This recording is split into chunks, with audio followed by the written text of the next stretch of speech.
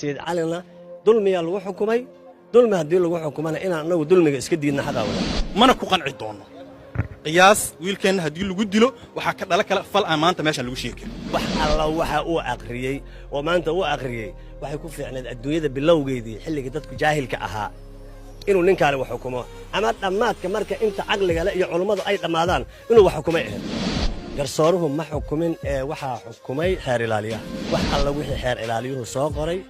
garsooruhu waa qaatay wax alla wixii wiilka iyo qareemadiisa laga qorana ma qaadan